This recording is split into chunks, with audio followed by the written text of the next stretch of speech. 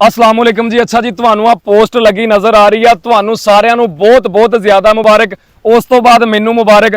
ਤੁਹਾਨੂੰ ਮੁਬਾਰਕ ਕਿਉਂ? ਕਿਉਂਕਿ ਜੋ ਕੁਝ ਵੀ ਅੱਜ ਮੈਂ ਤੁਹਾਡਾ ਕਰਕੇ ਆ, ਇਹ ਵਿਊਵਰਾਂ ਕਰਕੇ ਆ, ਆਪਣੀ ਮਾਂ ਬੋਲੀ ਕਰਕੇ ਆ, ਪੰਜਾਬੀ ਕਰਕੇ ਆ, ਪੰਜਾਬ ਕਰਕੇ ਆ। ਮਾਸ਼ਾਅੱਲਾ ਮੈਨੂੰ ਪੰਜਾਬੀ ਦਾ ਬਹੁਤ ਵੱਡਾ ਅਵਾਰਡ ਮਿਲਣ ਜਾ ਰਿਹਾ।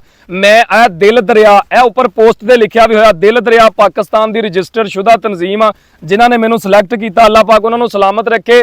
ਅਲੀ ਅਹਿਮਦ ਗੁਜਰਾਤੀ ਜਿਨ੍ਹਾਂ ਨੇ ਮੈਰਿਟ ਦੇ ਉੱਪਰ ਫੈਸਲਾ ਕਰਦਿਆਂ ਹੋਇਆਂ ਸਾਨੂੰ ਆ ਅਵਾਰਡ ਲਈ ਚੁਣਿਆ। ਅੱਲਾਹ ਪਾਕ ਇਹਨਾਂ ਨੂੰ ਸਲਾਮਤ ਰੱਖੇ ਜੀ। ਤੇ ਯਕੀਨ ਕਰੋ ਜਦੋਂ ਇੰਨੀ ਜ਼ਿਆਦਾ ਕਾਮਯਾਬੀ ਤੇ ਪਹੁੰਚ ਕੇ ਸੋਚੀਦਾ ਕਿ ਅਸੀਂ ਇੱਥੇ ਪਹੁੰਚ ਆਏ ਆ, ਅੱਖਾਂ 'ਚ ਪਾਣੀ ਆ ਜਾਂਦਾ। ਯਕੀਨ ਕਰੋ ਕਿ ਕਦੇ ਨਾਲ ਦੇ ਮਹੱਲੇ 'ਚ ਕੋਈ ਬੰਦਾ ਨਹੀਂ ਸੀ ਜਾਣਦਾ ਹੁੰਦਾ, ਰਿਸ਼ਤੇਦਾਰ ਤੱਕ ਨਹੀਂ ਸੀ ਜਾਣਦੇ ਹੁੰਦੇ ਕਿ ਸਾਡਾ ਮੁੰਡਾ। ਅੱਜ ਸਾਰੇ ਉੱਠ ਕੇ ਕਹਿੰਦੇ ਨੇ ਸਾਡਾ ਕਜ਼ਨ ਆ, ਸਾਡਾ ਵੀਰ ਆ, ਸਾਡਾ ਭਾਈ ਆ, ਸਾਡੇ ਪਿੰਡ ਦਾ। ਇਹ ਜਿੰਨਾ ਵੀ ਮੁਕਾਮ ਮਿਲਿਆ ਯਕੀਨ ਕਰੋ ਮਾਂ ਬੋਲੀ ਕਰਕੇ, ਪੰਜਾਬ ਕਰਕੇ, ਪੰਜਾਬੀ ਕਰਕੇ ਮਿਲਿਆ। ਔਰ ਇਨਸ਼ਾਅੱਲਾ ਜਦ ਤੱਕ ਸਾਹਾਂ ਦੇ ਵਿੱਚ ਸਾਹ ਆ ਆਪਣੀ ਬੋਲੀ ਨੂੰ ਲੈ ਕੇ ਚੱਲਾਂਗੇ, ਆਪਣੀ ਪੰਜਾਬੀ ਵਾਸਤੇ ਕੰਮ ਕਰਦੇ ਰਵਾਂਗੇ। ਤੇ ਇੱਕ ਛੋਟਾ ਜਿਹਾ ਸ਼ੇਰ ਆ ਤੁਹਾਡੇ ਸਾਰਿਆਂ ਦੀ ਨਜ਼ਰ, ਕਹਿੰਦਾ ਕਿ ਐਡੇ ਸੌਖੇ ਨਹੀਂ ਰੁਤਬੇ ਮਿਲਦੇ, ਪਹਿਲੇ ਕੁਝ ਗਵਾਣਾ ਪੈਂਦਾ ਤੇ ਐਵੇਂ ਨਹੀਂ ਦੁਨੀਆ ਮੰਨਣ ਲੱਗਦੀ, ਕਰਕੇ ਕੁਝ ਵਿਖਾਣਾ ਪੈਂਦਾ।